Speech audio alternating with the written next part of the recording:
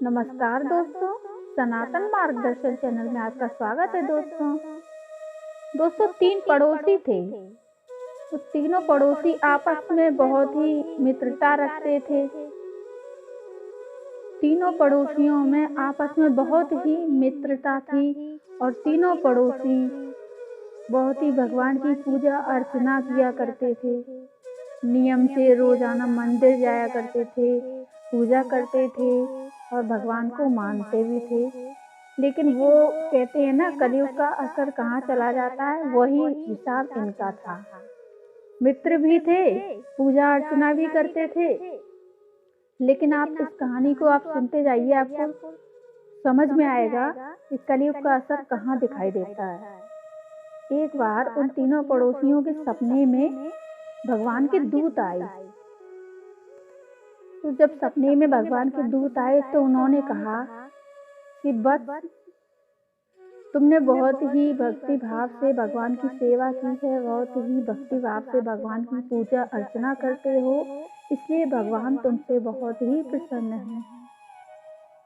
तो तुम जिस समय पूजा अर्चना करने भगवान के मंदिर में जाया करते हो, उसी समय कल जाना, तो भगवान प्रकट होकर तुम्हें एक वरदान देंगे।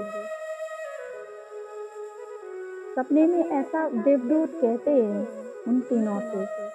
तो वो तीनों बड़े खुश हो जाते हैं। वो तीनों ये समझते हैं कि मेरे सपने में आए हैं तो इनके सपने में नहीं आए होंगे, और दूसरा सोचता है मेरे सपने में आए हो तो उसके सपने में नहीं आए होंगे। तो मतलब एक दूसरे के लिए भावना रखते हैं और बताते भी नहीं किसी को।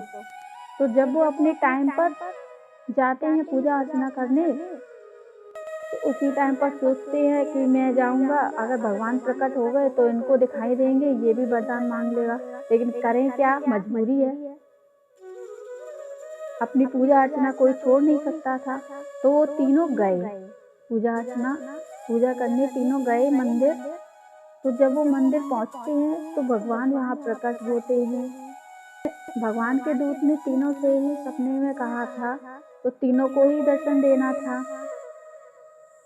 तो सबसे पहले पड़ोसी से भगवान ने पूछा कि बताओ भक्तराज, तुम अपनी एक इच्छा बता दो, मैं तुम्हारी वो इच्छा पूरी कर दूंगा। तो पहला पड़ोसी बोलता है कि हे भगवान, मुझे इतना धन दे दो कि मैं बहुत ही धनवान बन जाऊं और मुझे सदियों सदियों तक धन कमाने की जरूरत ही ना पड़े।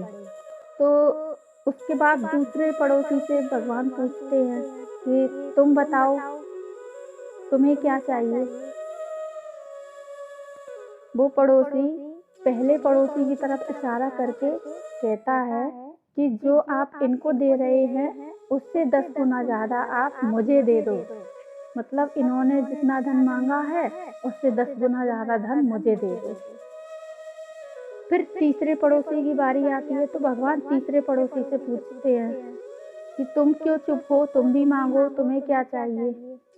तो तीसरा पड़ोसी बोलता है, हे भगवान, जो इन दोनों ने मांगा है, इन दोनों की इच्छा कभी पूरी ना हो, मैं यही मांगता हूँ। तो आप समझ ही चुके होंगे कि कलयुग का असर कैसे दिखा। ना खाएंगे ना खाने देंगे, वही हिसाब है। इंसान अपने दुख से दुखी नहीं है, दूसरे के सुख से ज्यादा दुखी है। तो दोस्तों, ये बहुत ही गलत बात है दोस्तों। जितना भी सुख हो सके उतना सुख बांटिए, जितना भी दुख हो सके उतना दुख बांटिए। तो मिलते हैं फिर अगली वीडियो में, तब तक के लिए नमस्कार।